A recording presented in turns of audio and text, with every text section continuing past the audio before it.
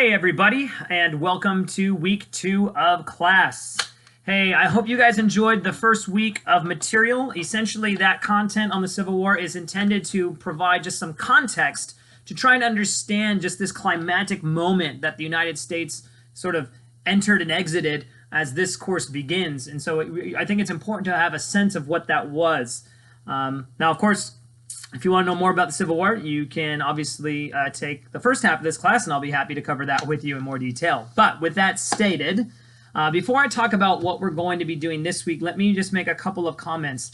You probably noticed last week that with respects to discussion boards, you may have noticed that your grade changed as the week progressed. And so let me explain how I grade these.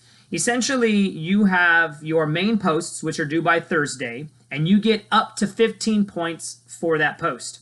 You then have a subsequent response to another student, which is due by Sunday at 11:59 p.m., and you'll get up to 15 points for that post. Collectively, you could get up to a total point value of 30 points.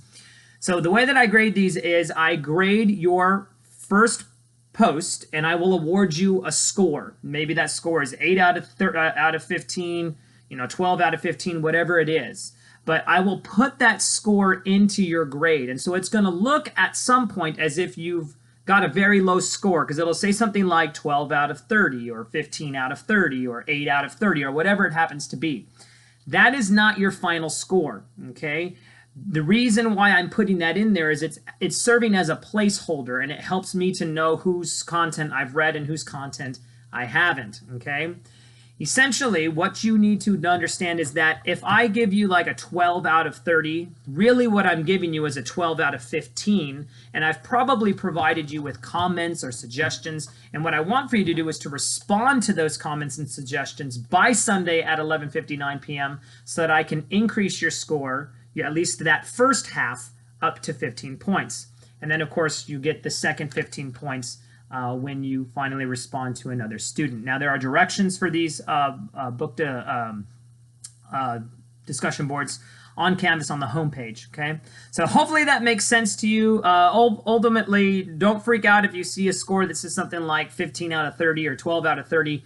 That's not your final score unless somehow you didn't complete all the requirements. That's just a placeholder. It's a temporary thing that I use to help me know where I'm at and where I'm going. So, okay, this week we are going to dive into a topic that I think is not only historically significant but contemporarily relevant as well. We're going to be dealing with immigration, and frankly what we're going to be looking at is immigrants and immigration practices, policies of the United States and the experiences of immigrants in the latter part of the 19th century, early 20th century.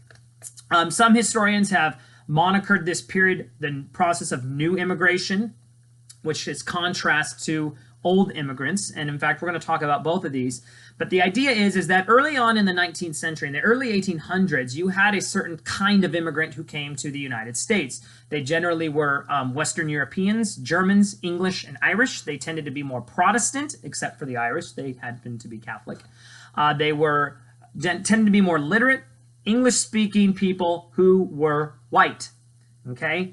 And their experiences in the United States in many ways were radically different than those who came after them, the so-called new immigrant. And the so-called new immigrant is more South and Eastern Europeans. You're looking at a lot of Russians, Jews, Slavics, Italians, among others, who are not necessarily literate, who are not necessarily Protestant, who are not necessarily fluent in English, and who are not, by the standards of the United States, considered white.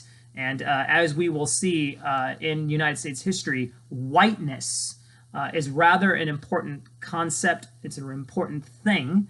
And like most issues of race, whiteness is a social construction. It is something that society has delineated what is white and what is not white. So for example, if you have the right to vote, which, for example, the Irish did, then you would legally be considered white.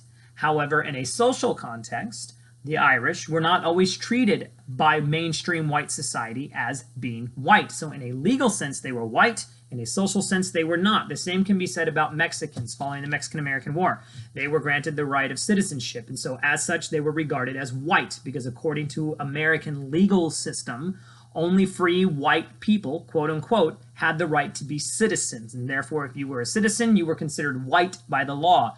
But if you look at the experiences of Mexicans Americans in the United States, you can see that in a social, economic, and indeed in many ways a political context, they were not considered white. Okay, so just think about that framework as you go into this today. All right, so we're going to be looking at a whole range of different topics with respects to immigration. I'm going to be talking about the Chinese, the Jews, the Irish, a whole range of different people and their experiences to try to give us an understanding of how this worked in the latter part of the 19th century. And hopefully what we learned this week will help us to better understand issues of immigration and race and all that as it unfolds here in the 21st century. So with that, if you have questions or concerns, please contact me. I will get back to you. Otherwise, as I always will, I will ask that you go in peace, be warm and filled. May the force be with you. Live long and prosper. May the odds forever be in your favor. All right, guys, have a blessed week.